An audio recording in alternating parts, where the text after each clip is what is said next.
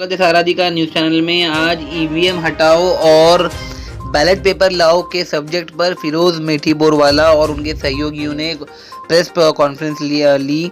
इसमें अमित उपाध्याय ने live demo के साथ में बताया कि वीवीपैट और ईवीएम के साथ कैसे छेड़छाड़ की जा सकती है। evmhatao.com वेबसाइट पर बहुत सारी चीज़ें लिखे हैं। उनमें से कई अहम चीज़ें ये है कि हरिप्रसाद जी ने साल 2011 में साबित कर दिया कि ईवीएम को हैक किया जा सकता है और इसलिए वीवीपैट का प्रस्ताव वर्ष 2011 में किया गया था, लेकिन जून 2017 तक 5% से भी कम बूथों पर वीवीपैट थे। तो वर्ष 2001 और 2017 के बीच वास्तव में कोई वीवीपैट नहीं थी।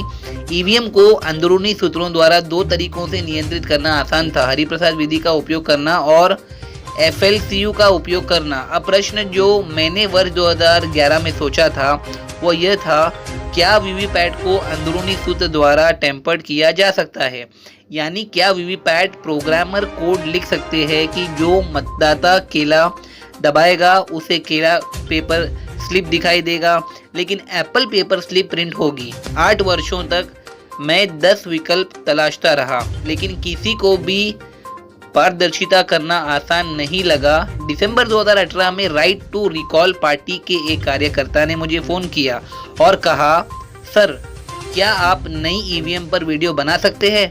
और मैं हैरान था, क्योंकि साल 2012 से लेकर अब तक ईवीएम में कुछ भी नया नहीं आया है। तो मैंने उससे पूछा, क्या नया है? उन्हें यह भी पता नहीं था कि वास्तव में नया क्या है, लेकिन उन्होंने कहा, वीवीपीटी उससे अलग है जो मैंने पहले देखा था, और उसने मुझे कुछ वीडियो और चित्र भेजे। अब मुझे अत्यंत खेद है कि मैं उस कार्यकर्ता का नाम भूल गया।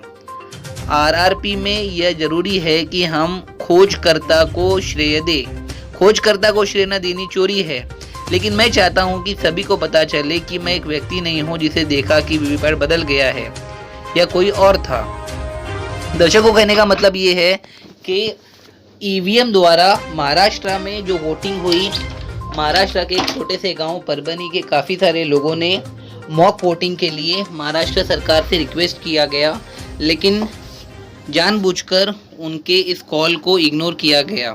महाराष्ट्र के इन्फ्लुएंशियल पॉलिटिशियंस जैसे शरद पवार, संजय राउत और महाविकास आघाड़ी के काफ़ी सारे पॉलिटिशियंस ने इस पर सवाल उठाया। इलेक्शन कमीशन ऑफ इंडिया के प्रेसिडेंट संजीव कुमार जी को रेगुलरली राइटिंग में लेटर दिए गए। हाई कोर्ट ऑफ बॉम्बे और सुप्रीम कोर्ट में भी याचिकाएं दायर की गई कि वी वांट एन आंसर कि ईवीएम हैकिंग के ऊपर आप हमें आंसर क्यों नहीं दे रहे हो, लेकिन अब तक ड्यू टू पॉलिटिकल प्रेशर उसका जवाब नहीं मिला है। और आज के प्रेस कॉन्फ्रेंस का सोलो इंटेंशन यही था कि जनता के सामने, महाराष्ट्र की जनता के सामने, मुंबई की जनता के सामने और भारत के 130 करोड़ जनता के सामने ये स्पष्ट हो और क्लियरली दिखाया जा सके कि ईवीएम और वीवीपैट कैसे मैनिपुलेट हो सकता है। देश और दुनिया की तमाम खबरों के लिए देखते रहिए सहारा अधिकार।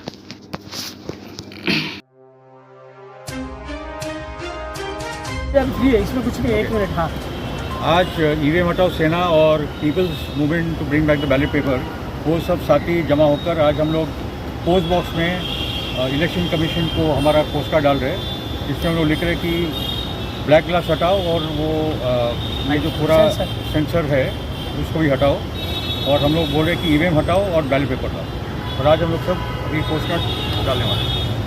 ओके। ईवीएम हटाओ, पेपर बैलेट लाओ। ईवीएम हटाओ, पेपर बैलेट लेके आओ। बैलेट पेपर लाओ। ईवीएम हटाओ, पेपर बैलेट लाओ। evmhatao.com। ईवीएम हटाओ, बैलेट पेपर लाओ। Ban EVM. ईवीएम हटाओ, बैलेट पेपर लाओ। evmhatao.com। ईवीएम पर विश्वास नहीं है।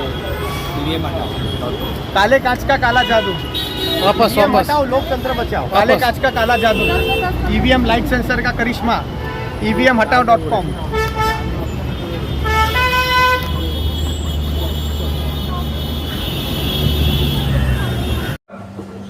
तंत्रज्ञांना दिलं जातं आणि सांगायचं की तुम्ही याच्यामध्ये गडबड करून दाखवा, म्हणजे ही स्टँडर्ड प्रॅक्टिस आहे। आणि तशीच प्रॅक्टिस फिरोजभाई जे म्हणतात की ब्राझीलमध्ये हे तंत्रज्ञांनी बनवलेलं प्रॉडक्ट आहे म्हणून ते त्यांना दिलं जातं की तुम्ही ह्याच्यात छेडछाड करून दाखवा.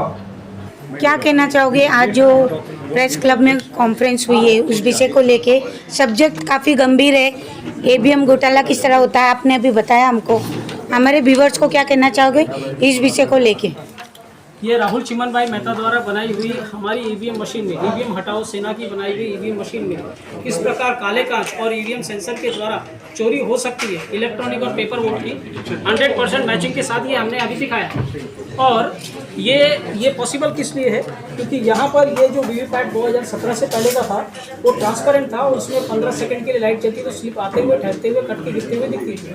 2017 के जून के आसपास ये स्लिप को जो है वो काला कर दिया गया। काला करने के बाद में यहाँ सिर्फ 7 सेकंड के लिए जो है वो स्लिप दिखाई देती है। इसके जितने लोगों की वोट चोरी करनी है वो इस तरह से हो सकता है। इसके अलावा उसमें लगे हुए जो ईवीएम सेंसर हैं वो ईवीएम सेंसर के माध्यम से भी किस तरह चोरी हो सकती है ये हमने दिखाया।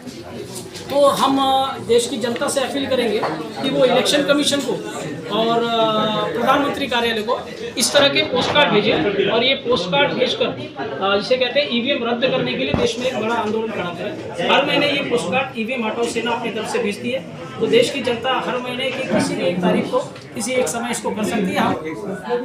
बनाए रखना बहुत आवश्यक है, ठीक है, कि कहीं हारे कहीं जीत रहे। तो महाराष्ट्र और हरियाणा जो स्ट्रेटेजिक स्टेट्स और दिल्ली या जम्मू कश्मीर में नहीं जीतने वाले थे, झारखंड में भी स्पष्ट था कि सोरेन जीतने वाला था। जैसे तो महाराष्ट्र का क्लोज कॉल था और लोकसभा के अनुसार तो ये रिजल्ट का कोई मतलब ही नहीं बनता। ऐसे 4 महीने में कौन सी बड़ी क्रांति हो गई कि ये रिजल्ट हमको देखने को मिला, ठीक है। तो हमारा अभी जो है कि हम लोग और एक जो बड़ा काम हुआ है कि जो इलेक्शन पिटीशन इस बार जो फाइल हुए 100 इलेक्शन पिटीशन ऐसे नहीं हुए।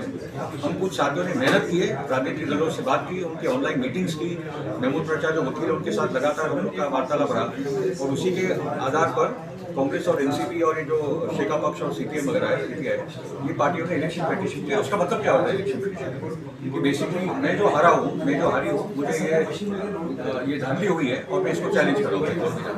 तो ये पहली बार ये हाईकोर्ट में जाके ये सब डिबेट होने वाले हैं। और उसका आधार क्या है, ये इलेक्शन पिटीशन में तो ईवीएम की बात भी हो रही है, ठीक है। ईवीएम पे मैं वापस आता हूँ। इलेक्शन कमीशन का जो कोड ऑफ कंडक्ट है उसी का वायलेशन हुआ है, क्योंकि हम लोग मान रहे हैं कि बिगनिंग टू एंड तक का पूरा सीसीटीवी फुटेज दे दीजिए, वीडियोग्राफी दे दीजिए और हमको देखना है कि आपने इलेक्शन को कैसे मैनेज किया। उसी धांधली में वो कर रहे हैं।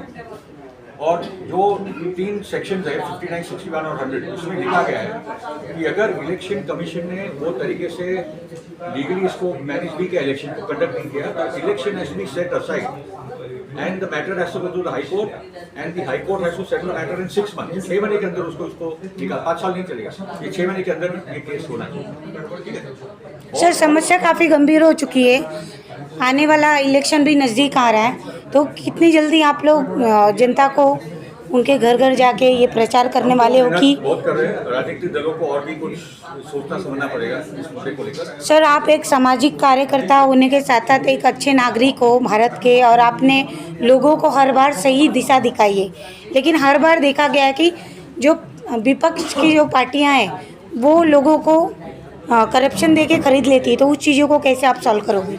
विपक्ष की पार्टी नहीं, सब पार्टियों का खेल होता है पैसे का, वो एक बहुत बड़ा प्रॉब्लम है पूरे इलेक्शन सिस्टम का, ठीक है।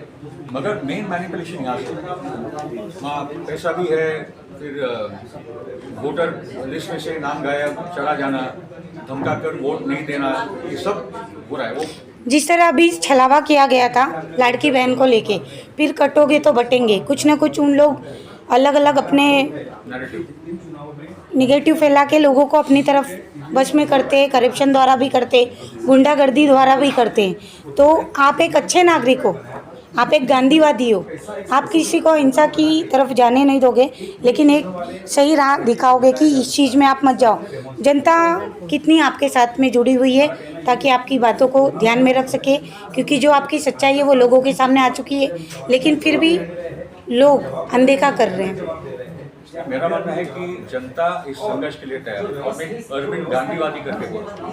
हम लोग जो है अरविंद गांधीवादी मैं तो मेरा मानना है कि हम लोग जो जा रहे हैं जनता के अंदर, चाहे वो बम्बई हो, नागपुर हो, कोकण हो, मैंने बहुत सारे साथी, हमारे सब साथी घूमे, लोगों को तो भरोसा है ही नहीं एक पक्ष का, ठीक है।